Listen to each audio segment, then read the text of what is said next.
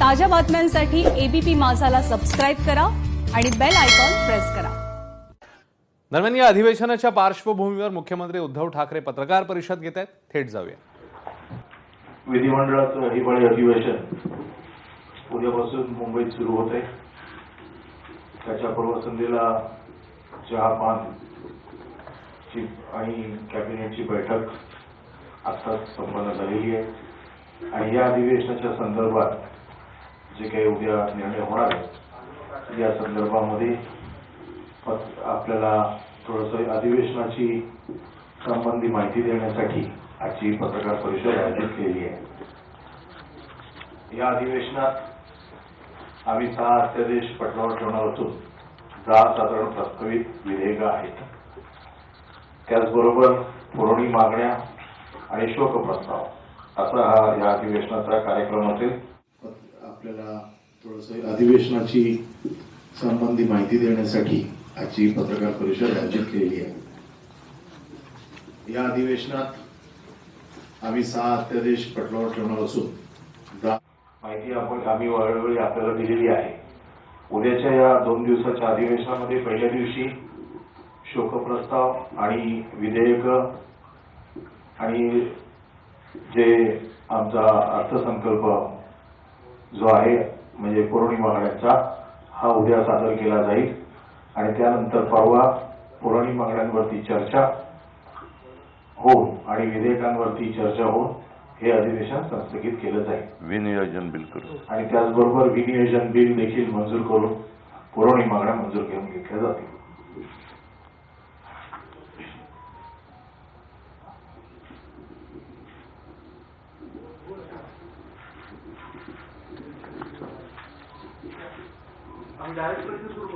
हो करा ना, आम्हाला सांगितलं। विरोधकांनी बहिष्कार टाकला आणि बहिष्कार देताना जी कारणं दिलेली आहेत की या सरकारने गेल्या वर्षभरात काहीच काम केलेलं नाहीये, तुमच्यावर सुद्धा विरोधकांनी टीका केलेली आहे। गेलं वर्ष त्यांचं सरकार कधी पडतंय आणि सरकार कधी पडणार ह्याची मुहूर्त काढत बसण्यामध्ये गेलेलं आहे आणि त्यामुळे कदाचित त्यांनी सरकारने काय काय कामं केलेत हे बघितलं नसेल। आपल्याला कल्पना आहे की साधारणतः 8-1 दिवसापूर्वी ह्याच सभागृहात गेल्या वर्षभरामध्ये सरकारने काय कामं केली त्याची पुस्तिका ही आपल्या सर्वांच्या माध्यमातून आम्ही महाराष्ट्राच्या जनतेसमोर ठेवलेली आहे। कुठेही जनतेकडे किंवा जनतेमध्ये सरकारबद्दल नाराजी किंवा असमाधान असल्याचा सूर नाही आहे। विरोधी पक्ष म्हटल्यानंतर त्यांच्या नावात पक्षाच्या जे विरोधी आहे त्या शब्दाला त्यांना जागावं लागतं आणि म्हणून त्यांनी जे काही लिहिलेलं आहे ते त्यांच्यापुरतं बरोबर असेल। राज्यामध्ये अघोषित आणीबाणी आहे असं सुद्धा विरोधी पक्षनेते देवेंद्र फडणवीस यांनी म्हटलंय, त्याच्यावर तुमचं काय? मला असं वाटतं की एकूण राज्याच्या मगाशी मी आता बोललो ना, जनतेचं जर का आपण त्यांच्या मताचा विचार केला तर जनतेमध्ये अशी कोणती भावना नाहीये आणि राज्यात जर का अघोषित आणीबाणी असेल तर देशामध्ये काही घोषित आणीबाणी आहे का? कारण ज्या पद्धतीने आज शेतकरी तिकडे सीमेवरती त्यांच्या न्याय हक्कासाठी ठाण मांडून बसलेले आहेत, त्यांच्याशी नीट बोलणं, त्यांच्या भावना समजून घेणं या तर गोष्टी सोडाच, परंतु भर थंडीमध्ये त्यांना उघड्यावरती बसावं लागते, त्यांच्यावरती गार थंड पाण्याचे फवारे मारले जातात, हे मला नाही वाटत की सद्भावनेचं लक्षण आहे। आता त्याची व्याख्या जर का त्यांना बदलायची असेल तर ते बदलू शकतात।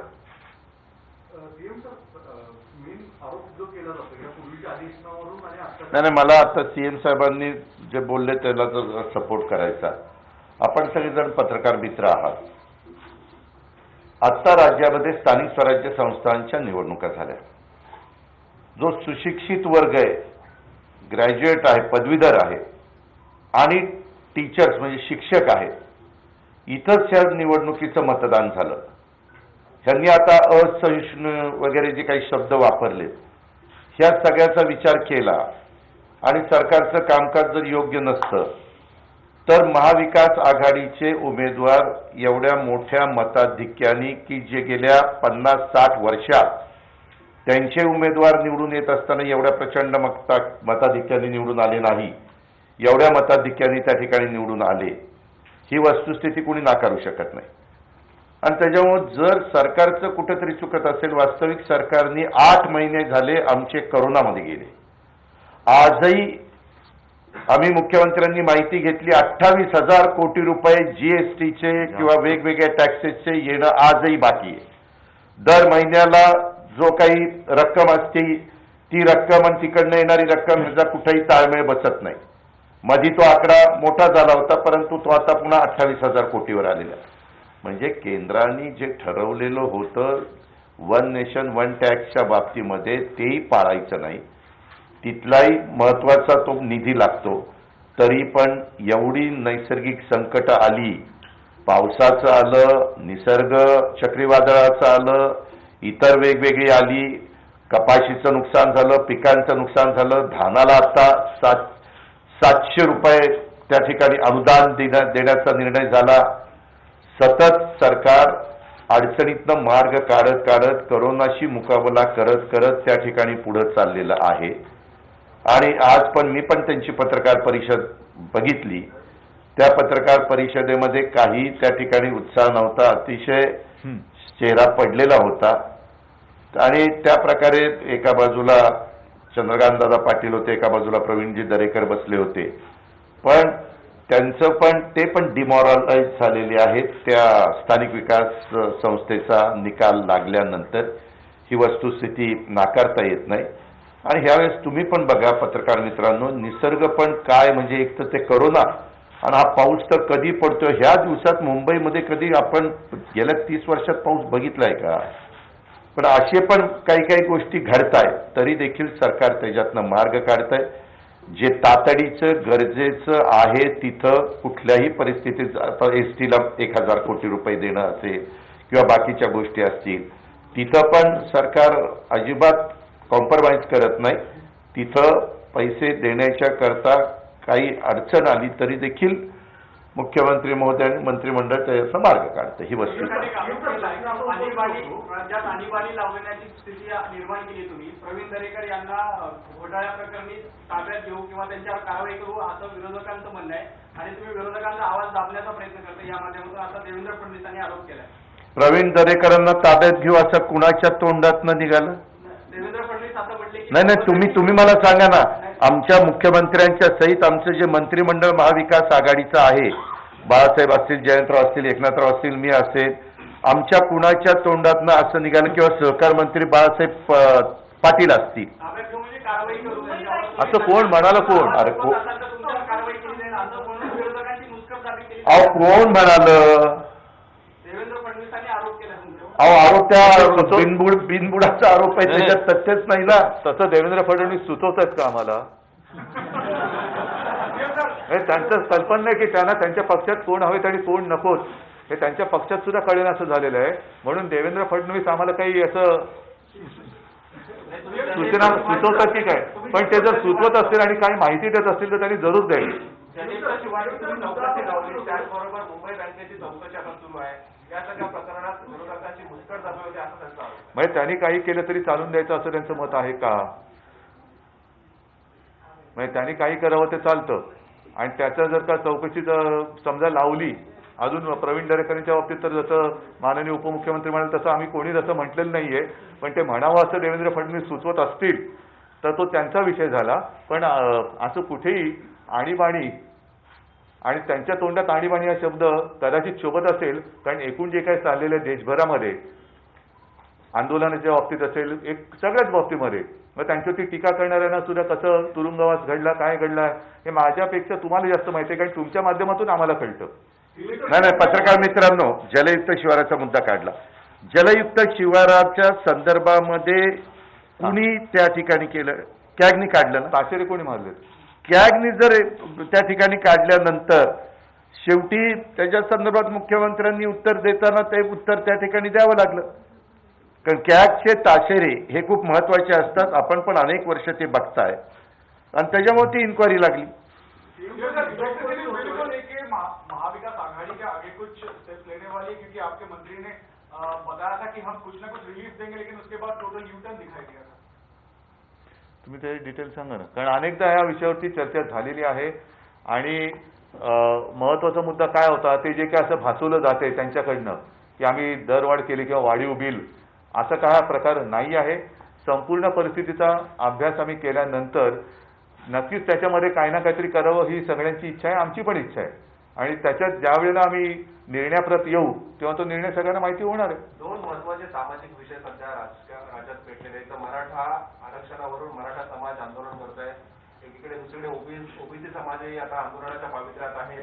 त्यांना कुठेतरी भीती आहे की त्यांचं आरक्षण नाही, याच्यामध्ये मी स्पष्ट भूमिका करतो. आपल्याकडे मराठा समाजाच्या आंदोलनाबाबत सुद्धा जे काय आहे ते आता कोर्टामध्ये आहे. त्याच्यात वेळोवेळी आम्ही मराठा समाजातील विविध संघटनांशी चर्चा करतोय, त्यांच्या नेत्यांबरोबर चर्चा करतोय. काल परवाकडे सुद्धा जी काही तारीख होती त्या आधी सुद्धा चर्चा झालेली आहे, वकिलांशी चर्चा करतो आहे आणि सर्वानुमते कोर्टात जे काय मांडायचं आहे ते मांडलं जाते. दुसरा भाग जो तुम्ही सांगितलाय ओबीसी समाजाचा, ओबीसी समाजामध्ये सुद्धा गैरसमज पसरवण्याचा कोणीही प्रयत्न करू नये.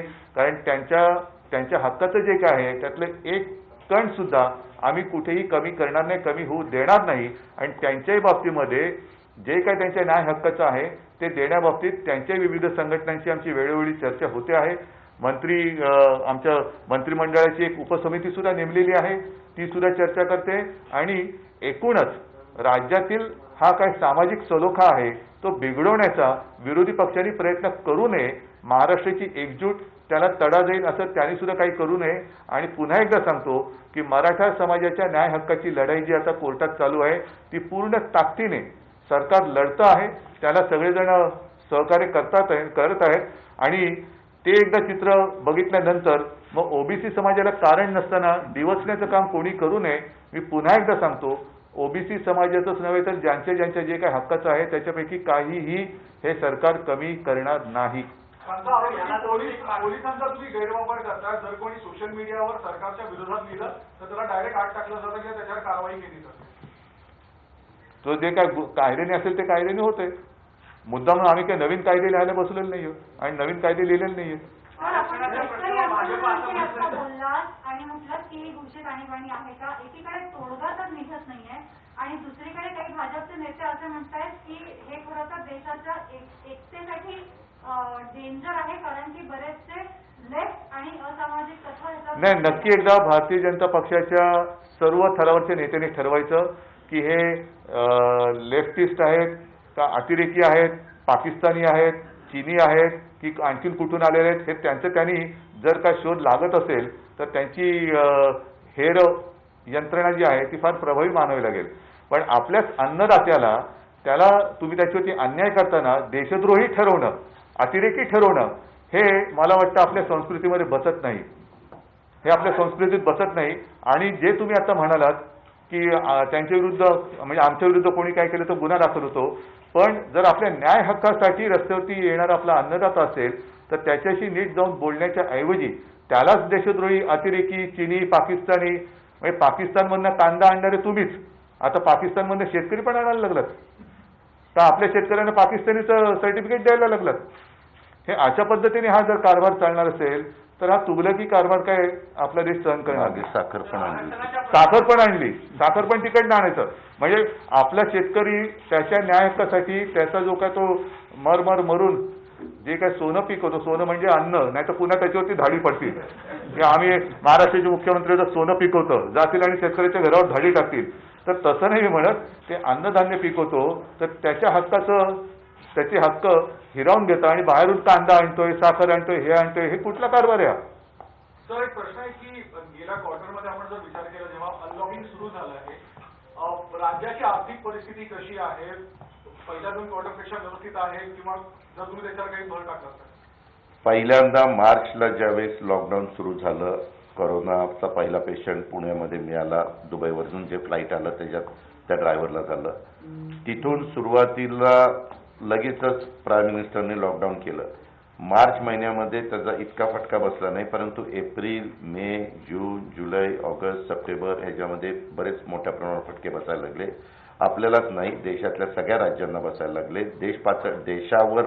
देशाच्या अर्थकारणावर पण ते फटके त्या ठिकाणी बसायला लागले. आणि हे करत आम्ही मधल्या काळामध्ये मुख्यमंत्री महोदयांनी सगळ्या मंत्र्यांना विश्वासामध्ये घेऊन काही चांगले निर्णय घेतले, विशेषतः मुद्रांक शुल्काचे. तुम्ही बघा, मुद्रांक शुल्काचा निर्णय झाल्यानंतर मुंबईचं मार्केट सुधारण्याच्या करता मदत झाली. अनेक जण फ्लॅट खरेदी करायला लागले आणि ते संपूर्ण त्याचा मुद्रांक शुल्क आम्ही 3% आणि बाकीच्या बिल्डरनी त्या भरलं आणि त्यांना 0% त्या ठिकाणी लागलं आणि निश्चितपणे परिस्थिती त्या बदलायला लागली. ह्याच्यातून सातत्याने आम्ही सगळेच जण, तिन्ही पक्ष आणि त्यांचे नेतेगण, सीएम साहेब स्वतः, ह्याच्यातनं मार्ग काढायचा आम्ही प्रयत्न करतोय. आम्ही आता परवानगी देतोय हॉटेलला, पण तेवढं तिथं ग्राहक येत नाही. आपण मल्टीप्लेक्सला परवानगी दिली, तिथंही सगळी व्यवस्था केली, तरी तिथं त्या प्रमाणात ग्राहक जात नाही किंवा प्रेक्षक जात नाही. त्याचबरोबर शाळा सुरू करायला परवानगी दिली, 9वी, 10वी, 11वी, 12वी, तिथं पण पालक आपल्या मुलांना सोडायला तयार नाही. आता आजच मला कळालं की पुण्याने 3 जानेवारीपर्यंत शाळा सुरू करायच्या नाहीत, असं सर्व पक्षीयांनी मिळून तिथं निर्णय घेतला. तिथं भारतीय जनता पक्षाच्या ताब्यामध्ये महानगरपालिका आहे आणि बाकीचे इतर पक्ष देखील त्याच्यामध्ये आहेत. अशा प्रकारची साधारण परिस्थिती आहे. म्हणजे हळूहळू मंदिराच्या बद्दल पण ह्यांनी राजकारण केलं. ह्यांनी म्हणजे कोणी समोरच्या विरोधी पक्षांनी किती काय काय केलं तुम्ही सगळ्यांनी पाहिलं. भाविक भक्तगण हे सगळे जर प्रतिसाद देत आहेत, वारकरी त्या ठिकाणी सहकार्याची भूमिका घेत आहेत, मदतीची भूमिका घेत आहेत, सरकार जे निर्णय घेत आहेत त्याला पाठिंबा देत आहेत. पण हे सगळं होत असताना मंदिराच्या बाबतीमध्ये देखील मुख्यमंत्र्यांनी सरकारच्या वतीने सांगितलं, तरी देखील तेवढ्या मोठ्या प्रमाणावर तिथं भाविक दर्शनाला जाताना पाहायला मिळत नाही. आम्ही 1000 कोटी रुपये एसटीला देऊन एसटी चालू केल्या. स्वतः मंत्री महोदय इथं बसलेले आहेत, अनिल परब साहेब, त्यांना विचारा. आम्हालाही वाटलं होतं की मध्ये गणपतीला मोठ्या प्रमाणावर लोक जातील, तिकडनं येतील, परंतु तसं झालं नाही. बरेच जण स्वतः बाहेर पडायचं टाळतायत, परंतु काही काही असा वर्ग बाहेर पडतोय की मध्ये स्वतः इथल्या आमच्या मुंबई महानगरपालिकेच्या आयुक्तांनी पण एक स्टेटमेंट केलेलं होतं आणि काही काही ठिकाणी आपण पण कॅमेऱ्याने ज्यावेळेस चेक केलं त्याच्यावेळेस अनेक जण गर्दी करतात, रात्री कुठं ना कुठं पार्ट्या वगैरे किंवा जेवणाच्या निमित्तानं, अशा हे सगळे प्रकार चालले.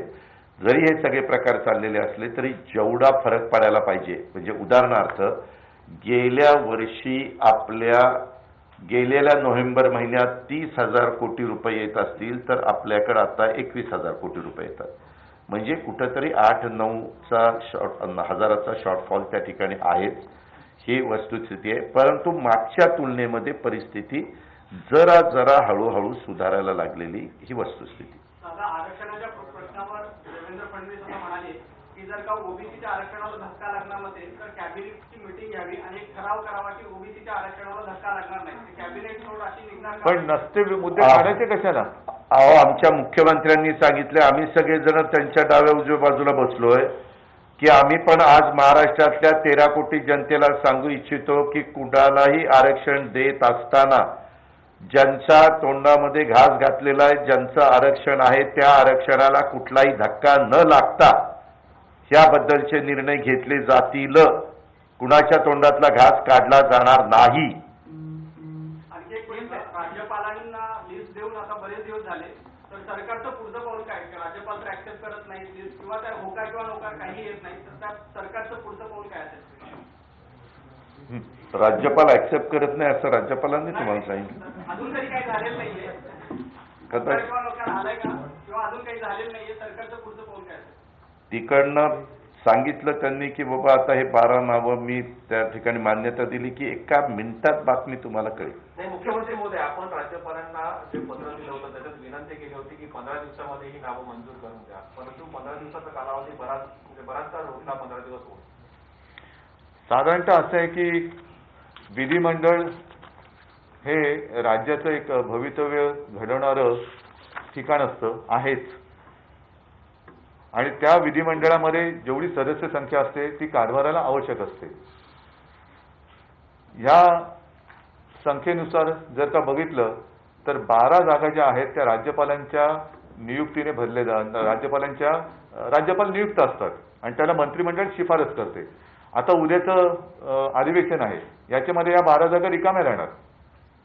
ह्या जागा रिकाम्या ठेवणं न ठेवणं हा त्यांचा अधिकार जरी असला तरी घटनेमध्ये आता तशी काहीतरी एक वेगळी तरतूद करावी लागेल की त्यांचा अधिकार मान्य झाला केल्यानंतर सुद्धा कालावधी, जसं रिटायरमेंटला एक कालावधी असतो तसं नेमणुकीला कालावधी का नसावा? किती दिवस झाले हे इथले जे नियुक्त होते ते रिटायर होऊन निवृत्त होऊन किती दिवस झाले, ते किती काय ठेवावं हा सुद्धा महत्वाचा भाग आहे. आणि त्याच्यामध्ये मला असं वाटतं एक चर्चा ही जिथे जिथे विधान परिषद आहे तिथे चर्चा व्हायला पाहिजे की हे अधिकार त्यांना दिल्यानंतर ते जागा रिकाम्या ठेवू शकतात का? म्हणजे अधिकार मान्य, पण तो अधिकार मर्जीनुसार वापरता येतो का? हा नाही, ह्याच्यामध्ये जसं थोरात साहेब म्हणाले तसे नागरिकांच्या हक्कावरची गदा येते, तर ती मर्जी आणि अधिकार याच्यात फरक आहे, तो ज्याने त्याने समजून घ्यायला पाहिजे.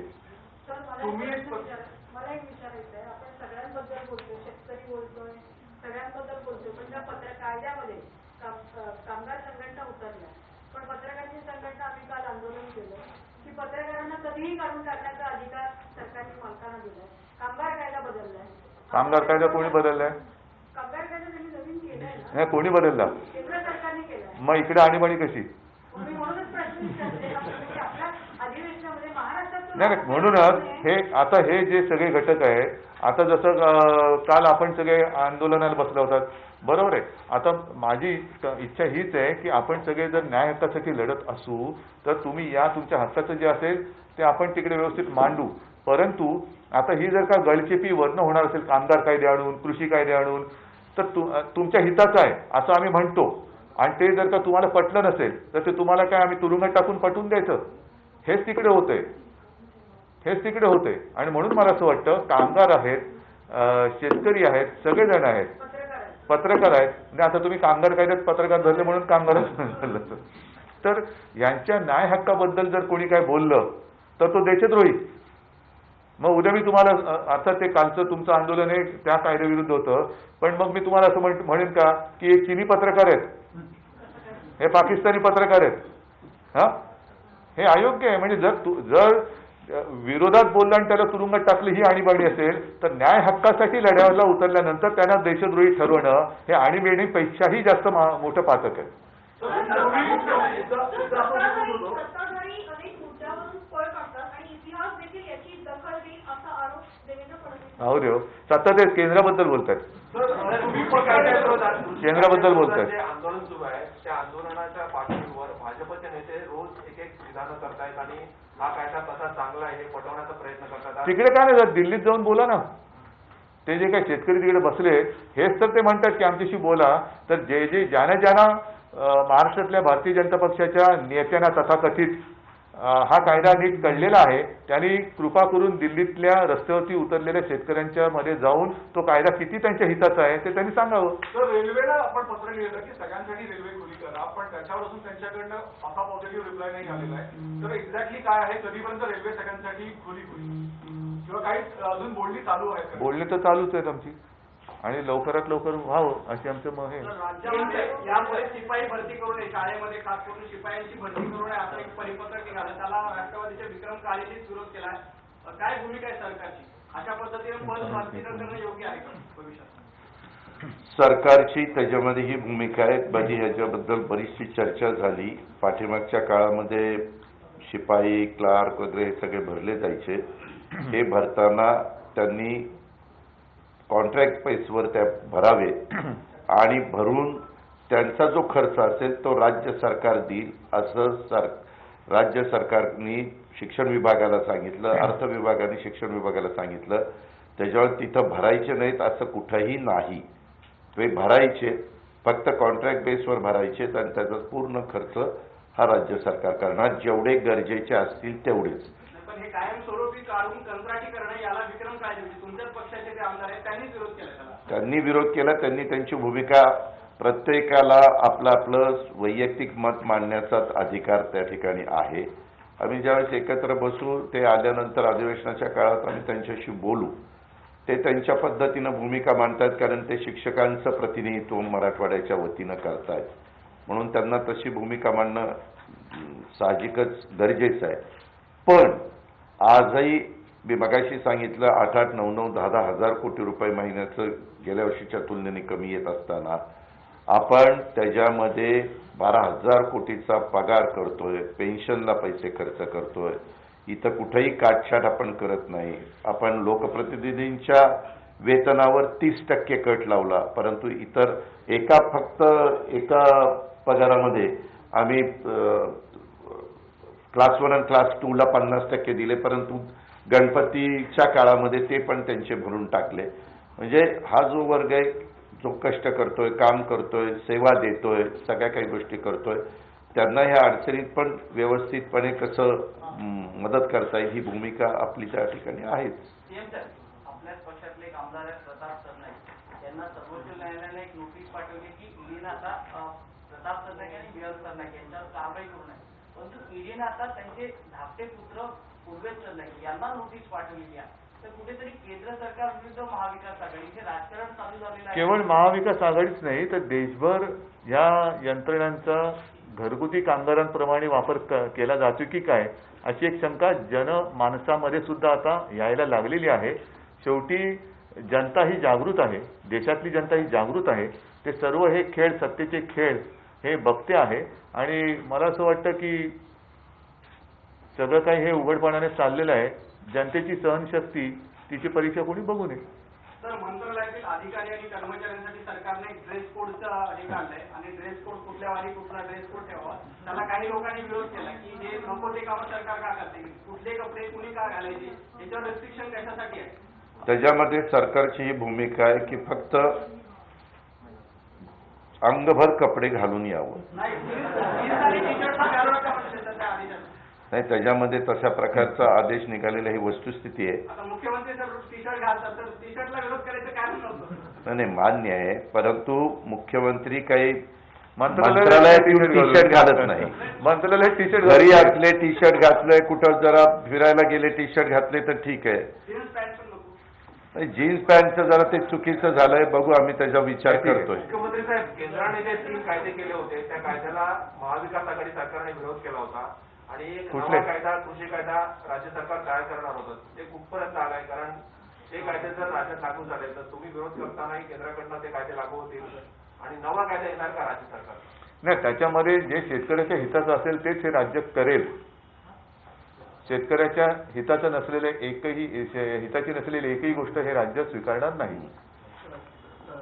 ठीक आहे, मला असं वाटतं बरीच चर्चा झालेली आहे. एका बाजूला काँग्रेस आंदोलन केलं, एनसीपीने देखील भारत बंदच्या दिवशी हे केलं होतं. शिवसेना थेट राज्यामध्ये एवढी शक्ती जर आहे तर रस्त्यावर का दिसली नाही, आंदोलन का केलं जातं? नाही, ठीक आहे ना, नाही प्रत्येक केलं ना शिवसेनेने पण आंदोलन केलं. जसं आता कालच्या पत्रकारांच्या सोबत सगळे पत्रकार का नाही उतरले हा पण प्रश्न आहे. तर धन्यवाद. जय महाराष्ट्र. अभी आप बताइए. अरे अभी पूरा हो गया ना, प्लीज आप प्लीज थोड़ा ट्रांसलेट कर लेंगे.